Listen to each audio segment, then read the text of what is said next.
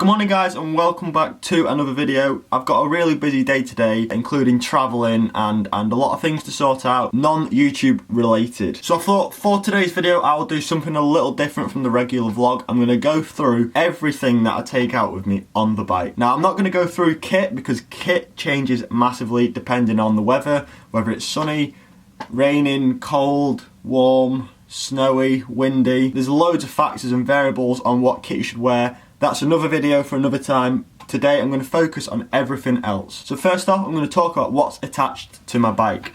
First things first is the saddlebag. This is an old saddlebag now. The seat post strap has fallen off it.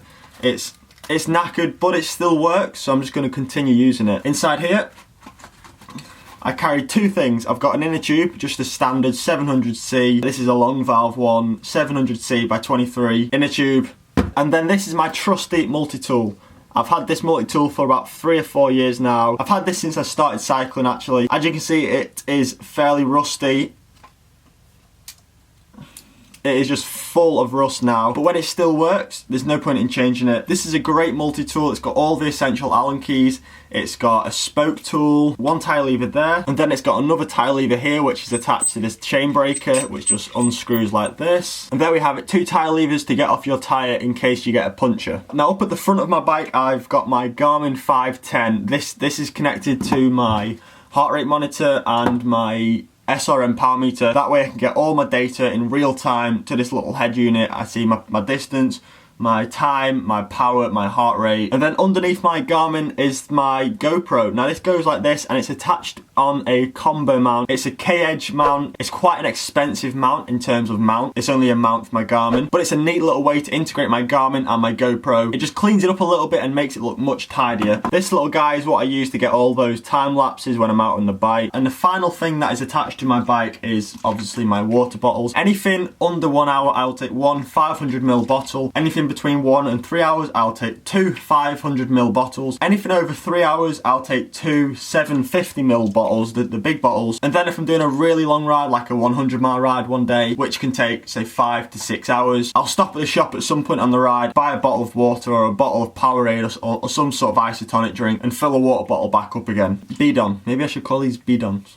Let's move on to me now. I'm very much a minimalist when it comes to having items on me. I like to feel lighter. I like to have less bulk in my back pockets. So in the middle back pocket, I will have another inner tube. I always go out with 2 inner tubes because you never know what's going to happen. With that, I have a little mini pump. Now this fits nicely into the back center pocket. During the winter, I actually have a frame pump, which fits underneath the top tube, but it's just so heavy that I just keep on the winter bike. For my summer bike, I just carry a little mini pump for the amount of times you get a puncture. This little guy is not that much of an inconvenience. And then in my back right pocket, I always carry my phone. You should always go out with a phone. You never know what's going to happen on a bike ride. You could get 1 hour away from home and suddenly your back derailleur snaps off or your chain splits and you can't put it back together again and you've got no way of getting home. You need to be able to contact someone to come and pick you up. Now also in my phone pocket, I will take food. I take 1 item of food per hour. That's just my method of how I eat on the bike and it seems to work well. So I'll take maybe 1 banana, a piece of flapjack, a fruit loaf, something along those lines, just 1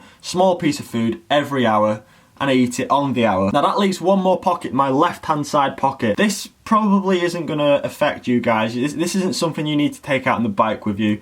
But I take this guy. This is my Canon G7X camera. This used to be my main camera before I got this big guy. This comes out of me on every ride. I like to have it in a side pocket, that way if I'm riding along, I see something I want to film, I can quickly whip it out, turn it on, shoot it, and then after I've finished, it just slips back into my left hand side pocket. Now the final thing, and potentially one of the most important things, I've got a little zipped pocket on all of my jerseys. In there I put a £5 note or a £10 note. It's always good to have a little bit of cash on you. Maybe you hit the wall and you bonk and you need to buy a can of Coke or a chocolate bar or something. It's always essential to have a bit of cash on you. And if you turn up to the cafe with your mates and you've got no cash, you're not going to be very popular. That's basically everything I take out with me on a bike ride, whether it's 1 hour's or 5 hours. To some of you, that might sound like a lot. To others, it might not sound like a lot at all. But these items work for me. They've got me out of most tricky situations that I've found myself in over the past 4 years that I've been riding a bike. Okay, the final thing that I take out with me on a bike ride is this little bracelet here. The company that I bought this through is called One Life ID. It's basically got my